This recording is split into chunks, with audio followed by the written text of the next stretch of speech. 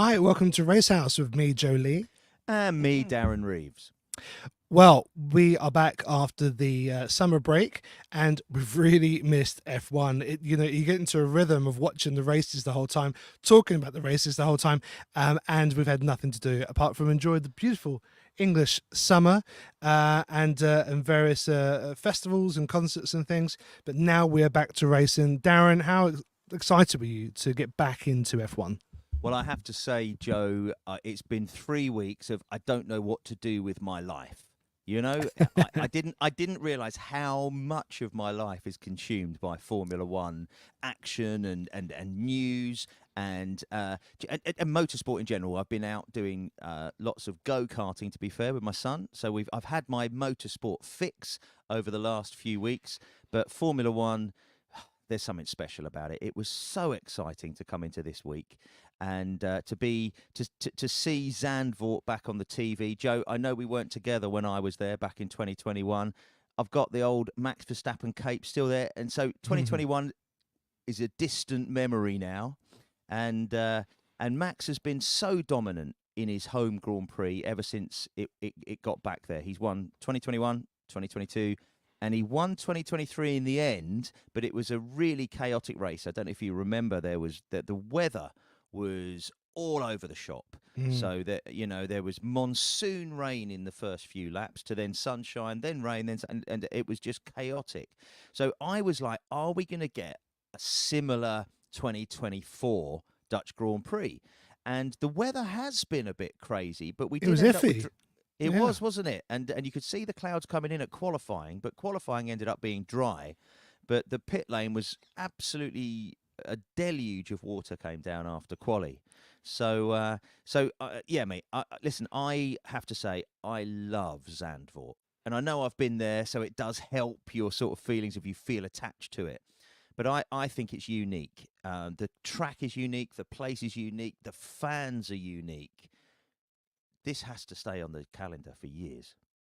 Well, yeah, it does. I mean, it's got that lovely bank, which we want to see more of. Turkey has that amazing bank, a couple others. And, Yeah. it's also the Dutch fans. I mean, they make such a noise. It's a sea of orange, the Orange Army. It's like that for all sports in Holland. I lived in Holland for many years, and they are just voracious. They have the energy, they're vocal, and they love a party all along the Strand afterwards on the beach. There's Party Central. So it wasn't the party they were hoping for, which we'll come to. But first, big crash in FP3. Logan Sargent, I mean, he was very lucky to not be massively injured in that one. That looked pretty horrific. I mean, he knows this is his last season as well. What happened? What was going through his head? Well, I have to say I wasn't watching FP3, so I was at Abbey Road Studios, and I got a text message from Clang. my son. Yeah, I had to just drop it in. I got a text message from my son saying, "Have you seen FP3?" And I'm like, "Mate, I'm working. I can't let." Anyway, what a massive crash it ended up being. It didn't seem too bad when he sort of lost it and hit the barrier, but the car was absolutely totaled. And it turns out Oh yeah. Logan hit the entry of one of the sort of Marshall entry exit places, and he caught the end of it, which meant it sort of tore the car up really, and then it caught fire, but luckily he got out of it. But what a mess. And all you can do is think of those mechanics that are watching it from the pit garage going, oh no, Yeah. there's there goes no dinner. sleep for, There yes, goes dinner. not just dinner, there goes sleep, there goes. And a lot of the pit crews and broadcasting teams, they don't stay at the track. It's not like Silverstone where everybody can just camp out. Most people travel back to Haarlem or Amsterdam. The trains are brilliant. So, but it's a bit of a commute for everybody to get to the circuit. And maybe they didn't get a commute, some of them, that night. I'm not sure. No, certainly they not. Go on, sorry. They did a brilliant job to get him onto the grid for the race, I have to say. They did. So well done, Williams pit crew. I mean, in Williams, look, not the most flush with cash out of all the teams, so that kind of thing is going to hit them really hard when you have to completely Mm. rebuild a car, in an evening, as you said, to get ready to race, and it's going to knock the confidence of the driver, I think, as well. But I think he was a lot more mindful of that. But same with Logan Sargent, Williams have announced that he is going to leave at the end of the season. The only American driver there on the grid, you think, okay, they might want to keep an American, but it comes down to results at the end of the day. And well, let's talk about it now. I mean, he has got a crazy replacement was announced for his seat. What do you think about this move, Carlos Sainz to Williams?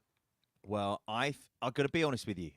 There's a bit of nostalgia in there, Williams were at the front in the 80s and 90s, and we loved seeing that. But they've not won a world championship since 1997. Mm. 27 years ago now, which I can't believe. I can't believe I've been watching this sport for so long. Because I just feel like it was just yesterday when Williams had Villeneuve and Hill in the car, and then Montoya and Schumacher, and you just go through them. And the last win was probably Maldonado, I think, in Barcelona 2013 or something. I'm Please not check sure, that, everyone out but there, and let us go on, know. check it. But I'm really excited about it because I want to see Williams move to the front. And all the time they're using paid drivers that are there for commercial purposes, which Logan Sargent is because of America, the American market.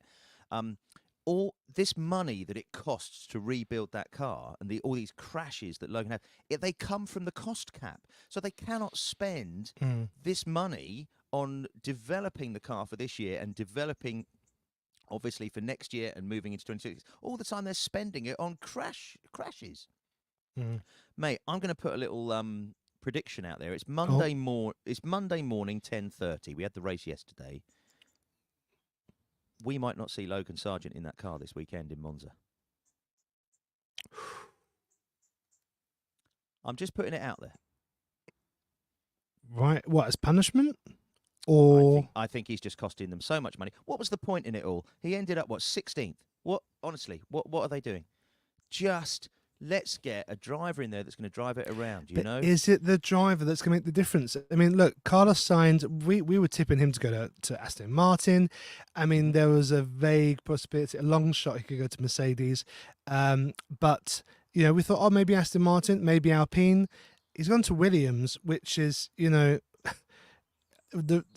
I didn't want to say it, but it's kind of a bit of a run to the litter at the moment. The Well, car, you could put the best driver in one of those cars, it's not going to be able to compete up the grid. no, but they've got to not be crashing every weekend. That's the first thing. They need to be spending that money and the future, not just the weekend. Well, it was a Mick Schumacher thing like that. That was the reason why Well, he had to go. Mick Schumacher is a Mercedes driver still. But they have a Mercedes engine. Honestly, mate, there's something inside me saying Mick Schumacher could be in that car this weekend. But Carlos Mm. Sainz for next year, brilliant for Williams. Brilliant for Williams. For Brilliant Carlos, for it's a massive Williams. step back. Yeah. But what were his options? Let's be honest about this. He could have gone to Audi. We talked about Aston Martin, but it looks like it's Alonso and Stroll for next year at Aston Martin, and no change in the seats, that is. But do you know what? My little prediction at Aston Martin is still not out the question, is it? Newey to Aston Martin. I'm still convinced. Well, It's happening. I think it probably is going to happen Yeah. because, yeah, I mean, because I follow Jeremy Clarkson. He says, well, his house hunting there, and I don't know. And I think Lawrence will just say, yeah, whatever you want. Yeah. He can afford it. And I think there are too many demands for Ferrari by Newey. Maybe he put those in because he didn't want to have to commute. Yeah, to and Still, so. the only other option in that area is Williams. If he was Yeah. if he was going to go anywhere, well, I suppose Alpine are nearby and Enstone as well. It's all that hub of Formula One teams. But Sainz, I think it is the best of three bad options that he had to go to, really. And I think that with James Vowles, who is, I think everybody loves him, don't they, in the pit? I love it. I saw him in Monaco, actually. He was very nice. Nah, I said hi. Good, Yeah, good, look, good, I good. think it was his backup, wasn't it? It's Carlos's Yeah, backup option, yeah. and there you go. He's gonna be there for And next season. and I and Uh, and and I think Carlos and Albon, both ex Red Bull drivers, come through the Red Bull Academy. You know, they've been around the block, both of them. You know, and yeah. I think it's a great driver lineup for Williams. Now they've got to give them the car, and given time, maybe 2026, 2027. You know, I'm going to say watch this space for Williams. I really am. They've just had terrible drivers in there in Sargent and Latifi for the last few years that have cost them so much money. It has. And talking of driver lineups, look at the grid. I mean, for this race at Dutch Grand Prix, we had a couple Mhm. of changes due to penalties. What were those that popped up there, Darren? Well, first of all, Lewis Hamilton, I thought was really unlucky to get a three-place grid penalty for blocking Sergio Perez. Now, Mm. you've got to be really slow to block Sergio Perez. Let's be honest about it. But I didn't. I thought that was really harsh. Mm. But because he got not, he had a poor qualifying anyway. Got qualified 12th. So I don't quite know what went wrong. Whether he just, I think he got it wrong in the stadium section, and that just cost him in Mm. Q2. And that's a shame S- because Lewis was really fast in that race. I mean, he was really yeah, coming up the field. He made and some great overtakes, which is quite a difficult track to overtake. Um, yes, and having won two of the last three races at Silverstone and in Spa, we thought, here we go, we got momentum. But mm, it just shows you how important qualifying is, and I've learnt this in karting because if you qualify mid pack, you're stuck in the middle for most of it. And if you can make it into the top 10, you've done an amazing job. Qualifying is so important. But in Formula One, qualifying is a bit more predictable. You know, the fast cars are at the front most of the time. But it just shows you he got stuck, didn't he? He made a lot mm, of passes. But, I think after lap 10, he was 9, 10 seconds behind the leader already. And you mm. just, because of, they said it on the commentary actually, just because of field spread. But anyway, he then moved up to 14th because Alex Albon was disqualified. And here's another one. His floor was too big. They'd given him an upgrade that was outside the regulations. Now, Why? Williams, we've just been Yeah. talking about you. Come on. You Buck up know? your ideas. Correct. But all they did was shave a little bit off of that wooden plank, and it was now within the regulations. This is basic stuff. It's All right, basic. and we've seen it with Mercedes last time out in Spa with Russell's car being Mm, underweight. Now you've got that. Come on, guys, this is world class sport being broadcast all over mm, the world to inspire people to be world class. Don't mess it up. So that was poor. So mm. Williams, shocker of a weekend, really, with Logan crashing and then Albon being disqualified out of qualifying. But then Magnussen decided to take some engine parts changes, which meant he dropped down and started from the pit lane. So that gave Hamilton, I think he started 14th, but really for him to come back and finish 8th, on the surface of it, you'd go, right, okay, 14th to 8th, that's pretty good. But when we come down to strategy, he should have finished higher than that. Yeah, and Magnussen, starting from the pit lane, he still managed to place higher than Bottas and Zhao, Yeah. Well, Zhao Guanyu. Like, what is going on at Sauber? well, I I think mean, it's quite clear what's going on at Sauber is Peter they don't Sauber is care. he's putting no money into this project whatsoever. Audi need to get in there really and get their team in there and get working with it because there's there's just no point. It's absolutely pointless. Mm, Bottas and Zhou, you can't judge them as drivers in cars like that.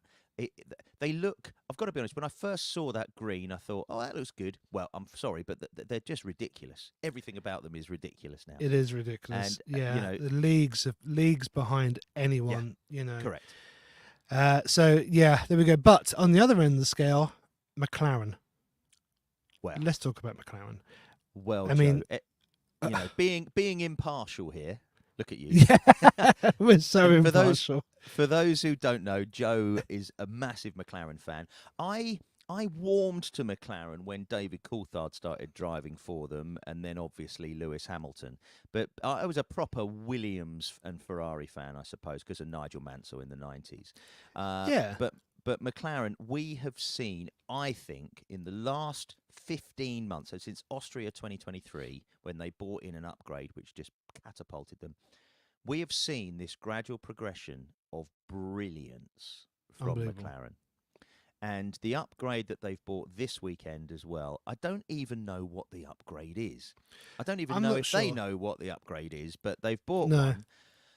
And we have just seen, honestly, one of the best improvements in a team in the last 15 months that I think we've ever witnessed, Let's just put it in other than perspective. Brawn. Yeah. Oh, yeah, sure, of course. The Legendary Brawn, which is a great movie, which everyone should check out with Definitely. Keanu Reeves. Um, Lando Norris won, to put it in perspective, 22, nearly 23 seconds ahead of Yeah. Max Verstappen. When has that happened in the past 3, 4, Well, 5 years? well, I It think doesn't. I think Max may have done that a couple of times last season, but this season it's the biggest winning margin for sure. Yeah, but with not having Max kind of like either, with a penalty or with a problem with the car. I mean, he was talking about grip on the tires. Um, but this is more than this is 23 seconds.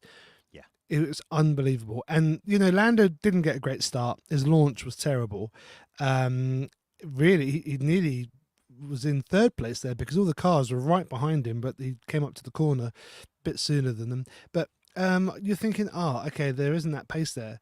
And then, boy, God, that car was so Yeah. fast. And Piastri as well. I think Piastri, he couldn't quite get past Leclerc.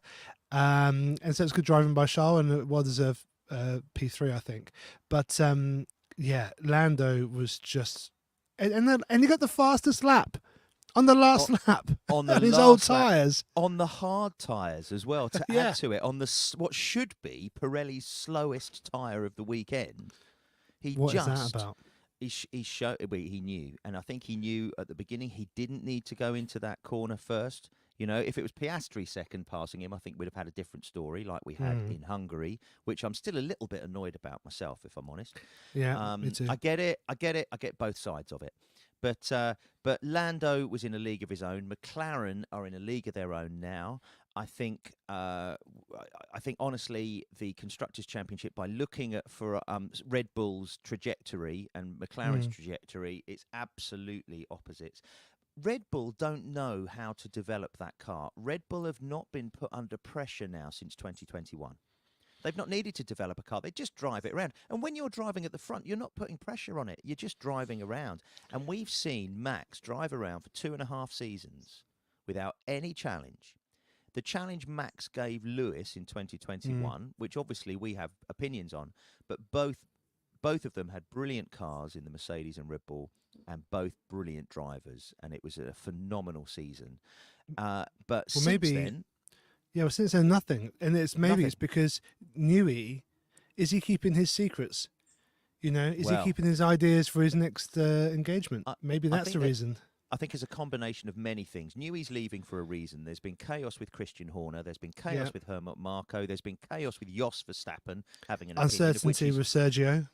correct. Yeah. And that's probably affecting Sergio as well. Sergio's in that car because he brings a lot of Mexican government money to Formula One, which Red Bull and Formula One want. And that's why I believe he stayed in the car for the rest of this season, because it's certainly not on driver No results. And merit. this is Yeah. this is a results based industry, as we know. Hmm. But mate, Lando is mate. He knew, and he drove sensibly behind Max for 10. I don't know, was it 10, 12 laps? Just Yeah. protecting That. his tyres and just watching what speed Max was doing. Lando knew exactly what speed he had in that car, and he probably also knew that he was even better on the hard tyre than the mediums. Mm. So he sat there and he watched it play out, and then just took his moment, did a wonderful, wonderful pass down into turn one, into Tarzan corner, which I Hmm. love the name of. And I wish I was stood watching them happening, as I was. That's exactly where I was stood 3 years ago on that Oh yeah, corner. yeah. That's right. Yeah. It's And Tarzan Dutch. I think he is, isn't it? I haven't looked into my movie history. I can make the noises. But I think he was. I was looked it up. He was the son of a British lord and lady. I knew he was like a aristocracy, but I don't know right. why it's called Tarzan Corner. But I'll look up what you're talking. Yeah, cool. What am I Great saying? So move by anyway, Lando. Mm. wonderful move, and he just went off into the distance. And I think it was a real statement for the rest of this season to Max Verstappen and Red Bull. And I don't think Red Bull have got an answer, not in this car, and not with the development program that they have for it. Remember, because they've won the last two championships, we've been cost capped, but they've also been capped with wind tunnel time, so they have less ability to develop. They don't have their chief designer doing anything for them, so I think right now, and we'll come to Ferrari in a minute, I think Red Bull are the fourth best team in Formula One Ooh, for the rest of this season. them's fighting words in Holland. Yeah, because I think if we just move on to Oscar quickly, stay with McLaren. Well, Oscar, actually, can I go just on, go on. Lando? Yeah, yeah, I yeah, found yeah. out. Come on, come on, come on, come on. The famous Tarzan Corner. Okay, so the explanation is when they were building the site, before the circuit, there were kitchen gardens, like allotments. And when they were building it, one guy didn't want to give up his garden. And then he was quite a big guy, and his nickname was Tarzan. And they said, look, we'll promise to give you, we'll name the corner after you, Tarzan, if you let us build the circuit over your garden. And he's like, okay, if you call it Tarzan, then fine. And that's why it's called Tarzan.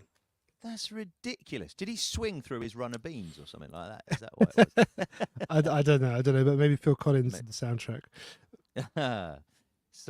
Well, mate, now we know. That's a crazy story, isn't it? It just shows you how that real things, come into folklore, don't they? Yeah, real things and real people, and Yeah. there's a few instances of that all over the place. I mean, Heathrow is a famous one nearby because it was built on the village of Heath Row, and they demolished the village to build the airport. Ah, I didn't know You that. see, with this podcast, you learn so much Mate, irrelevant crap for pub quizzes. My knowledge is taking off, mate. There we go. Like Oscar Piastri did. Right. Yes. So, Oscar, he had the same car as Lando underneath him, of course. Qualified third. So I think Max got more than the best out of that Red Bull in qualifying to be on second. If Oscar was on the front row, we could have had a completely different outcome, like we had in Hungary. But both McLarens had wheel spin at the start, so Lando lost out to Verstappen, but also on the same side of the track, Piastri lost out to Russell, and of course Russell was therefore slower. There was a 5-second gap. Then Piastri got basically came out, and Leclerc had a great pit stop, so he just didn't have the ability to stay at the front or even work through to the front. They need to work on the launches. They need to work on these starts and on these, because that's going to cost them places and ultimately points. They were both on the same side of the track, and I wonder if it was this wheel spin that they both had was to do with just being track specific and the side of the track specific. I'd have to look back at it, but that's my instinct. Whereas both Verstappen and Russell were on the same side of the track and had a much better start. So that's my thoughts. But they do need to look at it, and Lando really does need to look at it, because he's now, how many pole positions has Lando had? I'm going to through to. I'm not sure. I think there might be 5 or 6 if you include sprints. If you include sprints. Oh well, we don't include sprints. So he's never ever come out in the lead from pole position. He said 4 poles. There we go. And so he's got to look at that, and I'm sure he is looking at that for sure. But there's something there that he's got to get into that first corner or in that first lap in the lead, and get that sort of thing out of the way, because it's starting to become a problem. It is a problem, especially in McLaren now, because they're looking so strong and they're chasing this constructors, which is the big one, which pays the money out and garnishes the team with all the goodies. They're only 30 points behind Red Bull. Oh, it's nothing. It's one race. It really is, yeah. And so I can't see Red Bull really dropping down too far, but Ferrari were there nipping on the heels. Carlos Sainz had a great race, I thought, considering where he started. I thought both Ferrari drivers, considering like you said, where they started in qualifying. Where were they in qualifying? I've got the results up here Pass. at the moment. But Leclerc was 6th and Sainz was 11th. So to finish 3rd and 5th is a fantastic result for both Ferrari. Where did they get their pace from?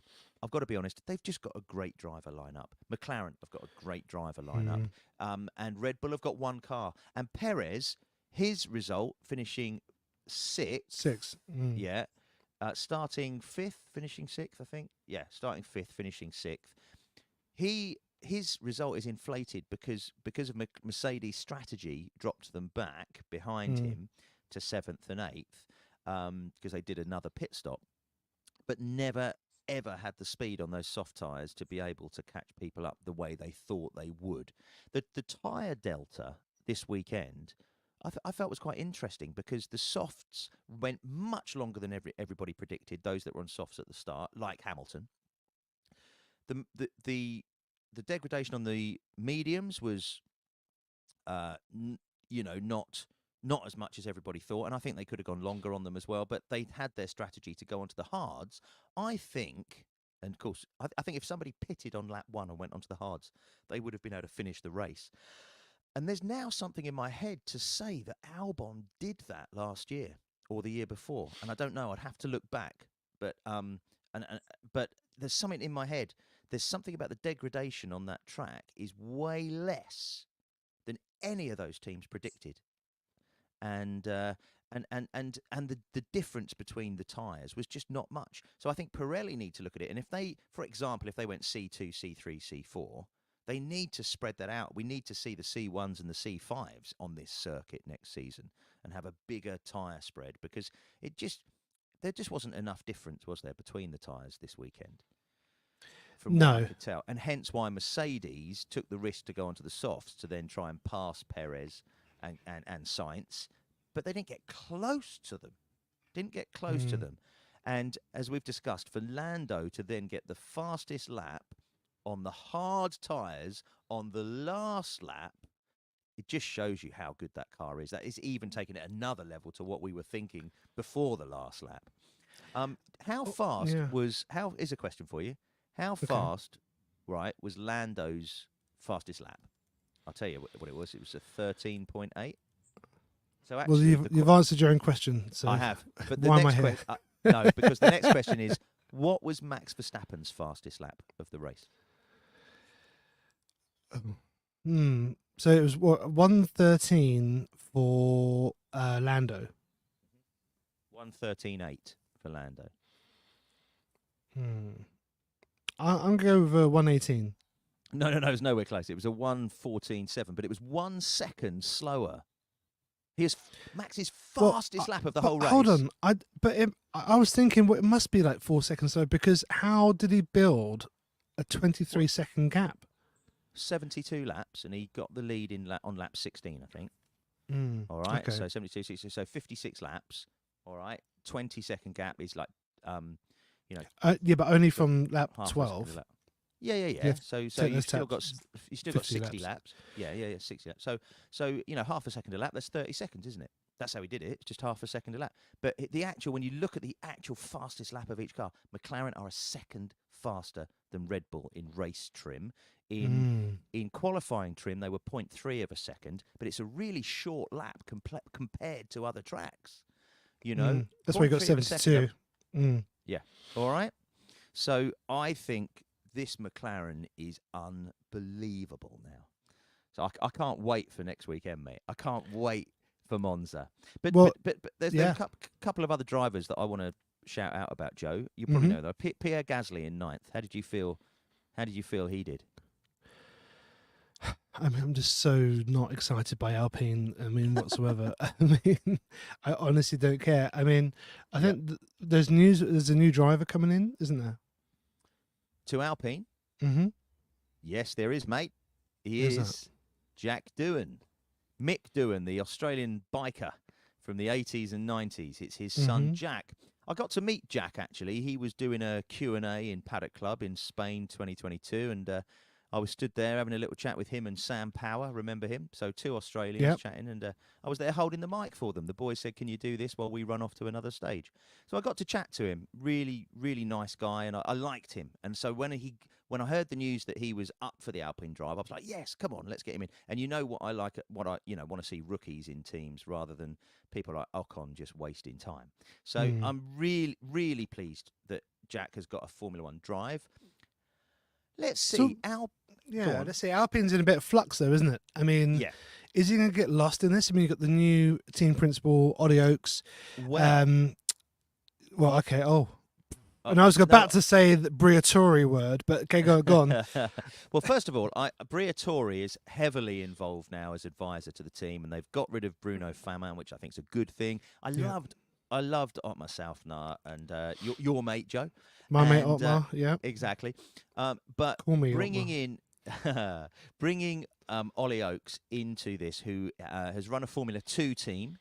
And I think he ran a karting team as Ran a well. karting, And yeah. yeah, and he's he's only early 30s, isn't he, or something? It's He's young, but this is a big jump for him from coming this from. is huge. I mean, Yeah. it's like So that's suddenly you're in Sims. Basically, now you're running an F1 team. It's like a movie.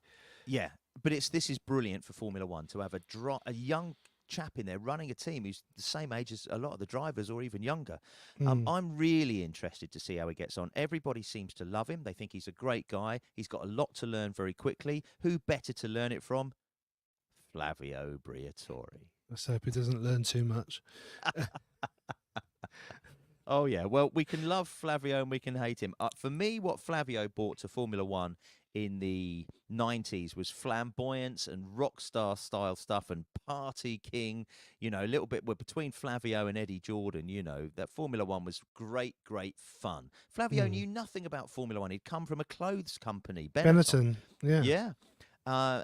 But he got in there and knew how to run a business. And I honestly think with Flavio keeping a watchful eye over Ollie Oakes, I'm interested to see with Jack Doohan in there as a rookie.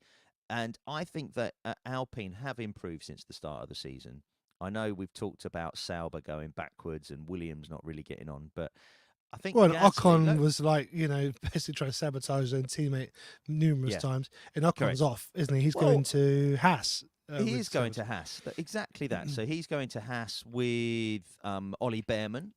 So Mm. I'm much more interested in Ollie Behrman in that team than I am Esteban Ocon. And to be honest with you, ever since we had breakfast at the St Regis in Abu Dhabi, Joe, I sort of feel a little affinity with Pierre Gasly. Because we saw Gasly.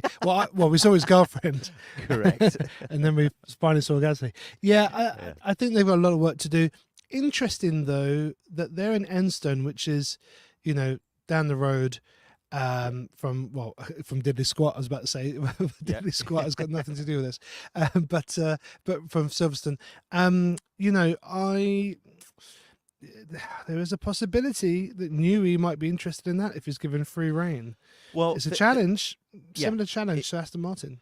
it is, and I think it's just down to money, and I think Lawrence Stroll will have the answer there, really. I don't know what the money is with Alpine, other than they've got golfers and movie stars involved for the And French for the government. promotion. Yes, but I don't Yeah, know how Renault, much. but I don't know how much Renault are bothered about it, mate. There's even talk about them not having a Renault engine. And Renault, for me, is a massive Formula One name. Red Bull won yeah. championships with it. Williams won championships with it. Renault won championships with it with Alonso. And I'm just like, come on, guys. There's a lot of chaos in there. But Maybe they're going to dispose of the team. I do feel because they're bringing all these Hollywood guys in, different investment teams. Flavio's around. I don't know. Maybe Renault does want out, well, and they want to cut costs. maybe Michael Andretti is looking at it, and you've got the links with America, and I just don't know, but we will see. Formula One is constantly evolving, and that's a team that's in flux right now. But I think the appointment of Ollie Oakes and the appointment of Jack Doohan is a brilliant step forward for them. And plenty of steps forward as we march towards Monza, and we all are marching towards Monza, apart from Team Haas, who we just mentioned. And the reason why is because their cars and their gear is still at Zandvoort. And the reason why is because Eurocali, which was the Russian kind of chemicals company who were the former sponsors and kind of and got Nikita Mazepin in as a Yes. Yeah. driver. They have a unpaid bill and about 9 million I've seen, and they got a court order saying that they want it paid or else they're going to seize all the assets, which include the gear, the trucks, everything you can think of, including the cars. Obviously, this is not a desirable situation because the teams are already on their way, if not in Italy already. Then Haas need to kind of follow suit because they need to get ready for the next race. Apparently, it's being paid, it's being sorted out. Hopefully, Haas will be on the move. However, if it takes time to fight it, we might not see Haas on the grid at Monza. So this is a story in development. So we'll see what happens with it.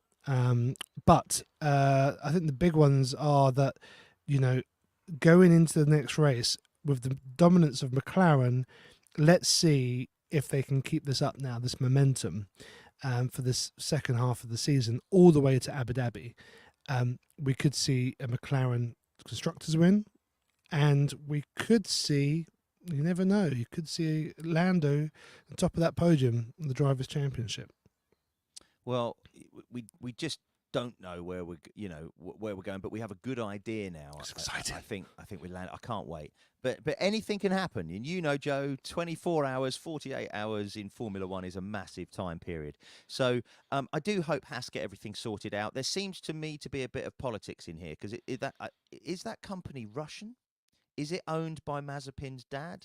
I don't know, and I don't want to say I'm right or wrong. But for me, when we talk about assets being seized and court cases and what went on at the start of the Ukraine war and Mazepin losing his place and Abramovich having assets, all these things and yachts being seized and all this, I don't quite know how connected all of that is. But it just seems a bit odd to me that it's going on now. Well, it's leverage, whilst isn't it? It's yeah, well, leverage to get the thing paid because while they're in Holland, and Holland's like an international court, I guess, and they could bring the case there. and with the Hague and so on. And Yeah, well, I maybe get not it. the Hague is the Oh, ICC, go on. but more about Okay. like international law, saying like maybe that's a jurisdiction that they could put the court order in. But what better time to do it than when all the gear's there, Yeah. which is worth millions. So it's like So you pay the bill or we take the stuff. yeah, well, that's very interesting, but I'm sure there's a lot more to it, and this has been rumbling for a long time. If you watch Channel And 5, you might see, those when bailiffs come round or whatever, those shows, when they're knocking on the door and taking the telly. There might have a few bailiffs at Zandvoort at the moment, well, mate, I've actually got a bailiffs thing going on at the moment, Joe. We don't need to talk about it too much. No, we're not but going to talk about that on the podcast, but I've paid for the gist. bailiffs, and I paid for them, and they never came. I want That's my a good money back. business. That's a good business. Yeah. Well, more business next week. Monza Grand Prix. We are going to do a preview this time. We're going to switch it up, do a preview for the race, and so we'll see you Saturday morning. If you want to tune in live, we'll be on YouTube and Twitch. So do check us out. If you have any questions, please whack them over on the comment section. But for now, for Racehouse, it's me, Jolie. And it's me, Darren Reeves. Take care. Take care.